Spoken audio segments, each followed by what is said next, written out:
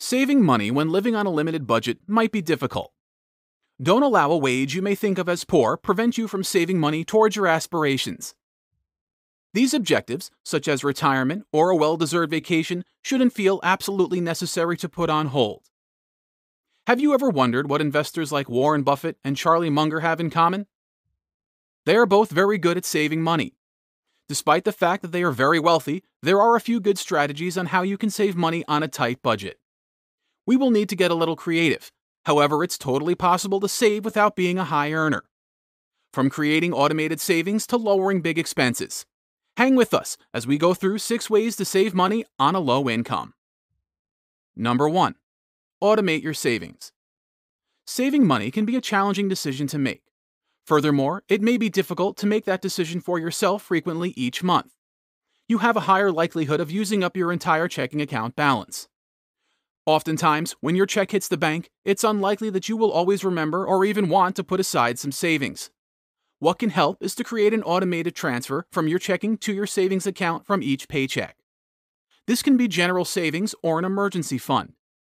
The automated saving strategy is excellent if you're trying to come up with quick strategies to save money on a tight budget.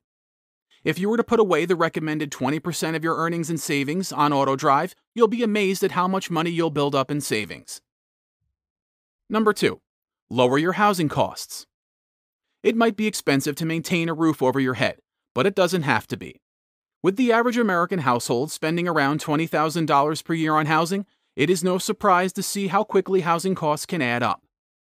Cutting your home costs may be a significant success as you look for methods to improve your life.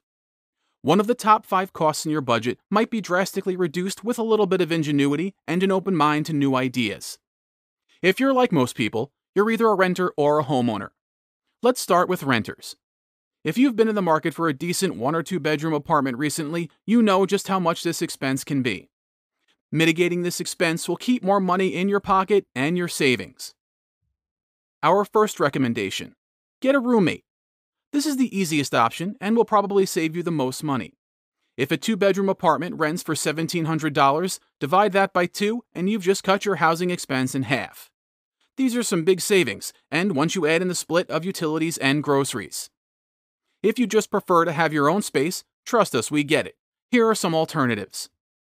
Sign an extended lease. A landlord seeks consistency. Renters can use this as leverage. Instead of signing for 6 months or a year, you may offer it to them by choosing a year and a half or 2 years. The longer the lease, the lower the landlord should go on pricing. Negotiate when you renew a lease. Discover the range of rental prices in your preferred market to assist in estimating how much you may save via rental negotiations. Once you have these figures, you may strive to persuade your potential property management that you should be paying that sum. Saving $50 to $100 per month equates to $600 to $1,200 a year. For homeowners, there are options as well. If you have extra room in your house, consider renting the space out for some extra income. You might have thought of renting out a room in your home as a possibility to make some additional money if you live alone. Making that extra space in Airbnb can be cost-effective, allowing you to stack those savings. Another way to reduce cost: downsizing. When you downsize, you exchange your current residence for a less expensive or smaller one. Consider switching to a condo or townhouse, or relocating to a home that is comparable to yours but in a more inexpensive part of town. When you successfully downsize, you may have enough money left over to pay off your other bills, such as a school loan or a credit card. Downsizing may also result in lower mortgage payments, which would free up more money each month for other expenses. Number 3. Create a budget. Budgeting may seem like more work than it's worth when you're strapped for cash, but it may really help you increase your savings. It's a crucial component of how to save money quickly on a tight budget. And the reason for this is straightforward. Creating a budget allows you to see where your money is going and aids in the creation of a financial plan. Here's the thing: you don't want to wait until you are on the verge of being broke to try and implement the budget. Budgeting should take place well before, and chances are if you're already putting up money into your emergency funds. Divide your income among needs, wants, savings, and debt repayment, using the 50-30-20 budget. With this method, 50% goes to needs, 30% goes to wants, and 20% goes to savings.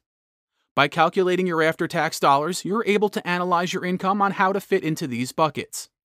If you discover that you spend more than 30% of your income on desires, this may identify strategies to cut back on these costs so that money can be put towards more crucial goals like retirement and emergency savings. If you're finding value in the video, please hit the like and subscribe buttons for more awesome content. Number 4. Track expenses. Keeping track of your spending requires keeping track of your monthly purchases. It's an important task that you should preferably perform each day for the whole month. When you first start, itemizing your costs could seem like a lot of work, but if you know why it's crucial to keep track of your spending and how to do it efficiently, you'll be more likely to stick with it and develop a better knowledge of your finances. Tracking expenses can also reveal spending issues and charges that could be potentially costing you money. You'd be surprised how much these can add up over time. Free trials, unused subscriptions, gym memberships, cable, and my personal favorite, the new iPhone. Sticker shock might strike with just a brief glance at your most recent bank accounts. To put it another way, we may not be aware of expenses that are not even being used. Number 5. Increase your income.